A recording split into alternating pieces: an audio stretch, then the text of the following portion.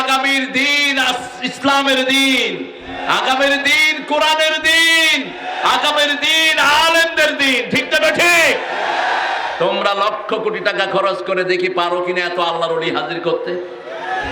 এরা আসে সব কোরআনের মহাব্বতে। ঠিক না ঠিক? আল্লাহ আমাদের সবাইকে আপনি কোরআনের জন্য কবুল করেন। আরো চিৎকার করে বলেন আমিন। তাহলে প্রথম রহমত পেতে হলে কি পড়তে হবে? কোরআন পড়তে হবে। কোরআন পড়বেন তো?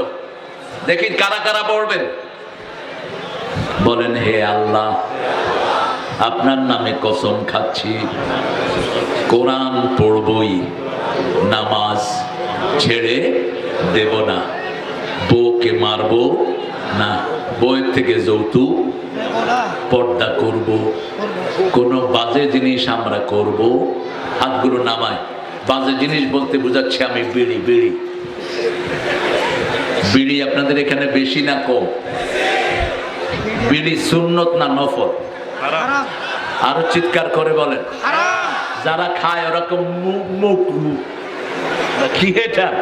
মুকরু। কোরআন শরীফের একটা আয়াত আছে সূরা গাশিয়াতে, আল্লাহ বলছেন জাহান্নামীদের খাওয়া হবে দড়ি।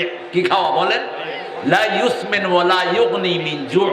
এই দড়িটা হলো এমন খাবার, এটাতে স্বাস্থ্য বাড়ে না, পিপাসাও মিটে। এই খাওয়ার গুণ বিড়ির ভিতরে আছে না নাই? স্বাস্থ্য বাড়ে না, পিপাসাও মিটে। কেন এটা খান? এটা খেলে রোগ, 1100 রোগ হয়। এটা কোন মুমিন খেতে পারে? এটা খেলে দুর্গন্ধ আছে না নাই? রাসূল পেঁয়াজ আর রসুন এই দুটো জায়েজ না না জায়েজ? জোরে বলেন। না জায়েজ। পেঁয়াজ রসুন না জায়েজ? না না জায়েজ না, কাঁচা খাও। এই চেয়ারম্যান সাহেবকে পেঁয়াজ রসুন দিবেন না রান্নায়, এই যে না জায়েজ বলছে একটু আগে।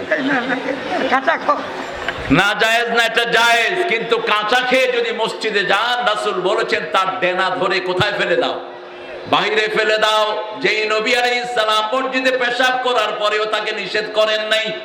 রাসূলের আলোচনা শুনতে শুনতে একজন সাহাবী মসজিদে পেশাব করে দিয়েছেন, আর সাহাবীরা হাত গুটিয়ে নিয়েছেন, তোর আজকে শেষ।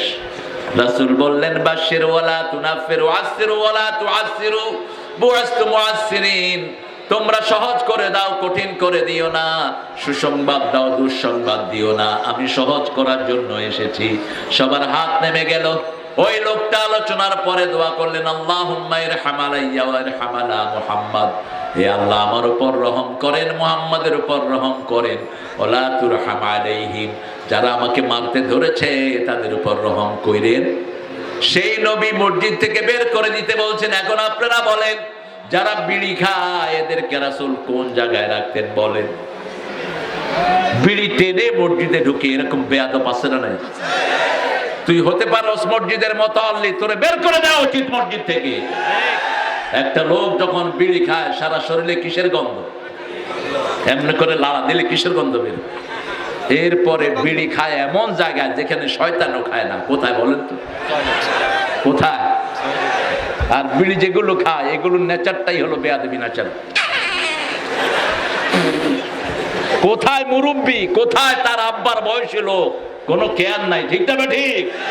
একটা ছেলে মেয়ে প্রথম খারাপ হওয়ার প্রথম ধাপ কি? প্রথম ধাপ কি? আমরা এটা খাবো না, আল্লাহ আমাদেরকে হেফাজত করেন। এই বিড়ি এসেছে ইহুদিদের বাচ্চা থেকে। ইহুদির বাচ্চারা প্রথম বিড়ি খাওয়া শিখায়। মুশরিকরা সব অপকর্মের জন্য দায়ী। দুইটা গ্রুপ, মানবতার দুশমন, মানুষদের দুশমন। ঠিক না ঠিক? একটা হলো ইহুদি আর একটা মুশরিক। কার কথা? সূরা মায়েদায় আল্লাহ বলছেন, লাতাজিদান্না আশাদ্দান নাসি আদাওয়াতান লিল্লাযীনা আমানুল ইয়াহুদাল্লাযীনা আশরাকু। মানবতার জঘন্য দুশমন হলো দুই গ্রুপ, যারা শিরক করে আর যারা ইহুদিদের সাথে থাকে। আল্লাহ এই দুইটা গ্রুপ থেকে আমাদেরকে হেফাজত করুন। আমরা রহমত চাই। প্রত্যেকদিন সকালে 100 আয়াত কোরআন পড়বো। রাজি আছেন তো? 4 ব্যক্তি বিনা হিসাবে, কবর কোনো হিসাব হবে না, প্রশ্ন উত্তর হবে না। কয় ব্যক্তি? 4 ব্যক্তি। তাদের মধ্যে থাকতে রাজি আছেন তো? রাজি আছেন তো? আল্লাহ তৌফিক দান করে। প্রথম যারা সূরা মুলক পড়বে রাতে। কোন সূরা? সূরা মুলক। বুঝে পড়বেন। সূরা মুলক পড়েন, আবার বলেন যে সর্বময় ক্ষমতার অধিকারী জনগণ, তাহলে ঝাড়ুর বাড়ি ফেরেশতারা একটু বাদ দিবে না। সর্বময় ক্ষমতার অধিকারী কে? কে? তো তুমি জনগণ বলো কেমনে মূর্খ? তাবারাকাল্লাযী বিয়াদিহিল মুলকু আলা কুল্লি শাইইন কাদির আল্লাযী খালাকাল মাউতা ওয়াল হায়াতা লিয়াবলুয়াকুম আইয়ুকুম আহসানু আমালা হুয়াল আজিজুল গফুর। কি সুন্দর করে আল্লাহ বর্ণনা দিচ্ছেন, সব বরকতের মালিক কে?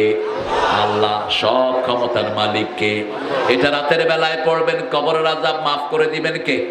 2 নম্বরে জুমার দিন যারা মারা যায় তাদের কবরের আযাব মাফ। 3 নাম্বার, যারা আল্লাহর রাস্তায় শহীদ হয়, কোরআনের আইনকে উচ্চকিত করার জন্য বুকের রক্ত ঢেলে দেয়, এই শহীদদের কবরের আযাব মাফ করে দিবেন কে? শহীদ হতে রাজি আছেন না নাই? আমাকে শহীদ করে সেই মিছিলে শামিল করে নিও, যে মিছিলের নেতা আমির হামজা খোবায়েবে খাব্বাব, আল্লাহর ছিল যারা অতি প্রিয় শামিল করে নিও। বলেন আমিন। আরো জোরে বলেন আমিন। মরতেই হবে যখন শহীদি মরণ দিও আমাকে। বলেন আমিন। শাহাদাত শাহাদাত শাহাদাত চাই, শহীদ হয়ে বাঁচতে চাই। শাহাদাত যারা চায় না এরা মুনাফিক। শাহাদাত যারা চায় না এরা মুনাফিকের উপর মারা যাবে, মুমিনের মউত এদের কপালে হবে না। মা তাআলা শুবাতিন মিনান নিফাক। 4 নাম্বার, পেটের ব্যথায় যারা মারা যায়, রাসূল বলেছেন সাল্লাল্লাহু, তাদেরও মৃত্যু হবে, কবরের কোনো প্রশ্ন হবে না। অবশ্যই আপনাকে ইসলামে ঢুকতে হবে। ইসলাম নাই কবরে আপনার কোনো জায়গা। আপনার দল হতে হবে কি? আরো জোরে বলেন। যার দল ইসলাম নয় তার কোনো আমল কবুল হবে না। কার কথা? সূরা আলে ইমরানের 83 নম্বর আয়াতে আল্লাহ বলছেন, ওয়া মাইয়াবতাগি গায়রাল ইসলামি দীনান ফালাই ইউকবালা মিনহু ওয়া হুয়া ফিল আখিরাতি মিনাল খাসিরিন। ইসলাম ছাড়া যে অন্য কিছু গ্রহণ করে নেয় তার কোনো আমল কবুল হবে না, তার দুনিয়াও শেষ, আখিরাতও। এজন্য আমরা সবাই ইসলামে ঢুকতে রাজি আছি না নাই? আছেন না নাই? একটু হাত তুলে দেখাও মুসলমান।